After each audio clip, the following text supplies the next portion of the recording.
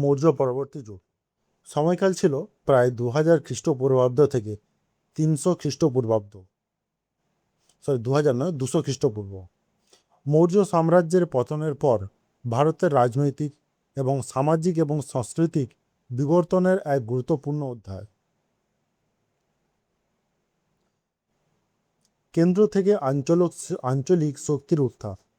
185 খ্রিস্টপূর্বাব্দে মৌর্য সাম্রাজ্যের পতনের পর ভারতে আবার আঞ্চলিক রাজ্য বিভক্ত হতে থাকে। এক সময় 4টি প্রধান রাজবংশের উত্থান ঘটে, যারা ভারতের রাজনৈতিক, ধর্মীয় এবং সাংস্কৃতিক ইতিহাসে স্থায়ী ছাপ রেখে যায়। শুঙ্গ রাজবংশ 185 থেকে 173 খ্রিস্টপূর্বাব্দ মগধ কেন্দ্রিক ছিল এবং বৈদিক পুনর্জীবন ঘটায়।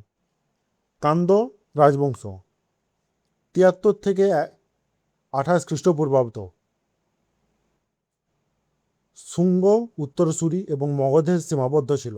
সাতবাহন রাজবংশ খ্রিস্টপূর্ব প্রথম শতক থেকে খ্রিস্টীয় তৃতীয় শতক পর্যন্ত উত্তর এবং দক্ষিণ ভারতের সেতু বন্ধনের কাজ করেছিল। মহামেঘবাহন খ্রিস্টপূর্ব প্রথম থেকে খ্রিস্টীয় প্রথম শতক কলিঙ্গের পুনর্জীবন ঘটে। শুঙ্গ রাজবংশের প্রতিষ্ঠাতা এবং রাজনৈতিক সাফল্য। প্রতিষ্ঠাতা পুষ্যমিত্র শুঙ্গ, মৌর্য সাম্রাজ্যের শেষ সম্রাট। বৃহদ্রথ থেকে হত্যা করার পরে 185 খ্রিস্টপূর্বাব্দে শুঙ্গ রাজবংশের প্রতিষ্ঠা হয়। তিনি ছিলেন মৌর্য সেনাপতি। তার রাজধানী ছিল পাটলিপুত্র ও বিদিশা। প্রধান শাসকদের মধ্যে ছিলেন পুষ্যমিত্র, অগ্নিমিত্র, বসুমিত্র এবং দেবভূমি।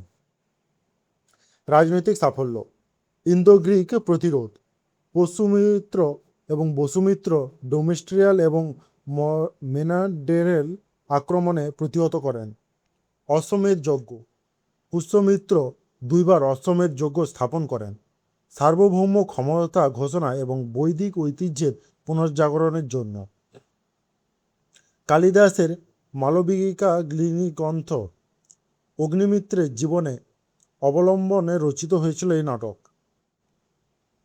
শুঙ্গযুগ। ধর্ম, সাহিত্য এবং স্থাপত্য। বৌদ্ধ শিল্পের বিকাশ ঘটে এই সময়ে।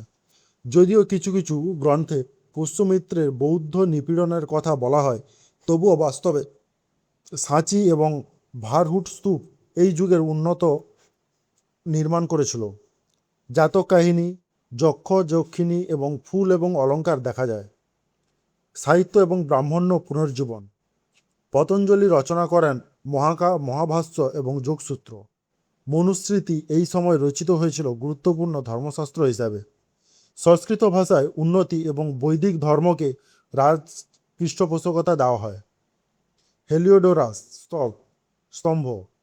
বিদিশার বেসনগড়ে ইন্দো গ্রিক দূত হেলিওডোরাস ভগবান বিষ্ণুর উদ্দেশ্যে স্তম্ভ নির্মাণ করেছিলেন। এটি ভারতে গ্রিক সাম্রাজ্যের সম্পর্কে অমর প্রমাণ।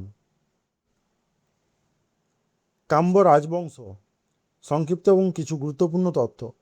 73 থেকে 28 খ্রিস্টপূর্বাব্দ প্রতিষ্ঠাতা এবং শাসনবর্গ। বাসুদেব কান্দ সে এসে শুঙ্গ রাজাদের দেবভূমিতে হত্যা করে ক্ষমতায় আসেন। রাজধানী ছিল পাটলিপুত্র। বাসুদেব ছিলেন এটির প্রধান প্রতিষ্ঠাতা। ভূমিমিত্র ছিলেন দ্বিতীয় শাসক এবং নারায়ণ ছিলেন তৃতীয় শাসক, আর শেষ শাসক ছিলেন সুষুমর্ণ। বৈশিষ্ট্য এবং পতন। মাত্র 85 বছর স্থায়ী এই রাজবংশ। ক্ষমতা মূলত মগধে সীমাবদ্ধ ছিল। উত্তর ভারতে বহু জোট রাজ্যের উত্থান ঘটে। শেষ রাজা সুষুমর্ণ এবং সাতবাহনের হাতে পরাজিত হয়। কাম্ব রাজবংশের মৌর্য পরবর্তী যুগে একটি সংক্রমণকালীন অধ্যায়। শুঙ্গ সাতবাহনের মধ্যকার সেতু। সাতবাহন রাজবংশ এবং দক্ষিণ ভারতে মহান শক্তি। খ্রিস্টীয় প্রথম শতক থেকে খ্রিস্টীয় তৃতীয় শতক পর্যন্ত অন্ধ্র রাজবংশ। সাতবাহনরা উত্তর এবং দক্ষিণ ভারতের মধ্যে রাজনৈতিক এবং সাংস্কৃতিক সেতুর বন্ধন তৈরি করেন। প্রতিষ্ঠাতা সিমুখ সাতবাহন। প্রতিষ্ঠাতা রাজধানী পৈঠন এবং অমরাবতী ছিল। গৌতমীপুত্র সাতকর্ণী সর্বশ্রেষ্ঠ শাসক শক এবং গ্রিক এবং পার্থিয়ানদের পরাজিত করেন।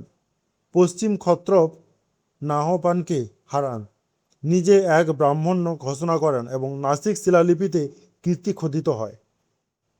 বশিষ্ঠিপুত্র পুলমোভাবী রোমান সাম্রাজ্যের সাথে সামুদ্রিক বাণিজ্য বৃদ্ধি করেন। দক্ষিণ ভারতের সাথে সাংস্কৃতিক সম্পর্ক জোরদার করেন। যজ্ঞশ্রী সাতকর্ণী শেষ শক্তিশালী শাসক ছিলেন। গুজরাট, মালব, অন্ধ্র পুনরুত্থান করেন এবং তার মৃত্যুর পর রাজবংশ দুর্বল হয়ে যায়। সাতবাহন এবং প্রশাসন, অর্থনীতির শিল্প। প্রশাসনিক কাঠামো। রাজা ধর্মের রক্ষক এবং সর্বোচ্চ কর্তা ছিলেন। আহার, জেলা প্রশাসক ছিলেন। আমত্ত এবং মহাপাত্র জেলা কর্মকর্তা ছিলেন।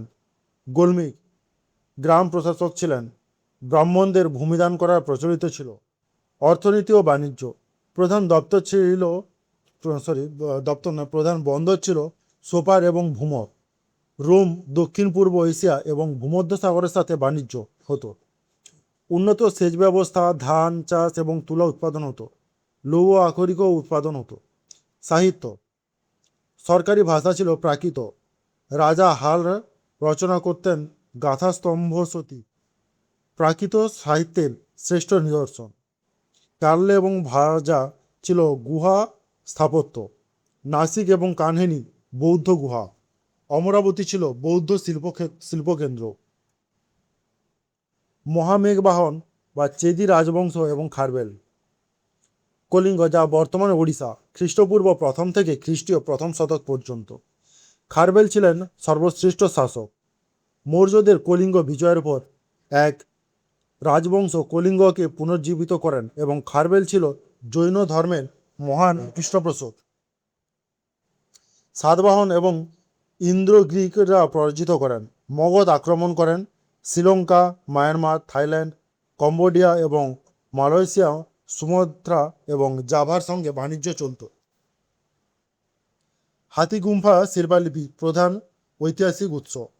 খারবেল শাসক সম্পর্কে সবথেকে গুরুত্বপূর্ণ তথ্যের উৎস। অবস্থান ছিল উদয়গিরি পাহাড়, যা বর্তমানে উড়িষ্যায় অবস্থিত। ভাষা ছিল প্রাকৃত। লিপি ছিল ব্রাহ্মী। বিষয়বস্তু।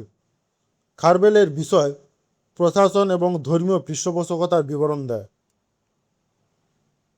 মৌর্য পরবর্তী যুগের ঐতিহাসিক গুরুত্বপূর্ণ।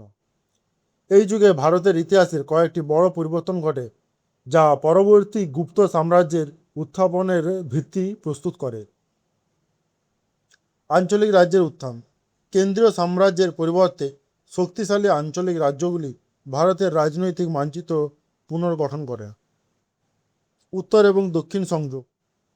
সাতবাহনদের মাধ্যমে উত্তর এবং দক্ষিণ ভারতের মধ্যে বাণিজ্য এবং সাংস্কৃতিক যোগদান বৃদ্ধি পায়। বৈদেশিক প্রভাব। গ্রিক, শক, পার্থিয়ান প্রভাব ভারতীয় শিল্প এবং মুদ্রা এবং সংস্কৃতিতে নূতন এক যোগদান করে। সাহিত্য এবং শিল্প সমৃদ্ধি। সংস্কৃত এবং প্রাকৃত সাহিত্যে সমৃদ্ধ ছিল।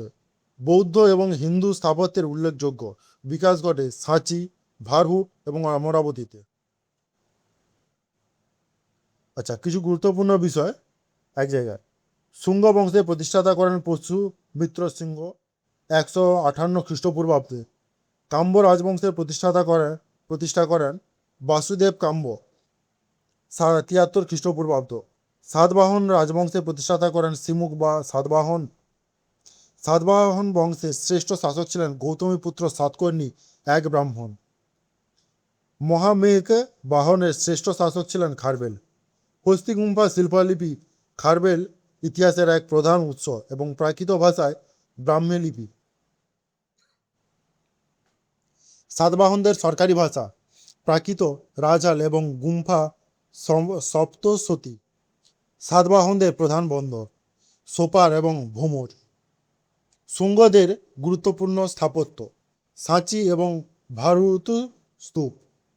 হেরিওডেটা স্তম্ভ বিদিশার বেসনগড়ে ভগবান বিষ্ণুর উদ্দেশ্যে তৈরি হয়। এই স্মরণটি পরীক্ষার জন্য খুব দ্রুত এবং গুরুত্বপূর্ণ রিভিশনের জন্য ব্যবহার করা যায়। প্রতিটি রাজবংশের প্রতিষ্ঠাতা শ্রেষ্ঠ শাসক প্রধান স্থপতি এবং শিল্পালিপি এখানে দেওয়া থাকলো।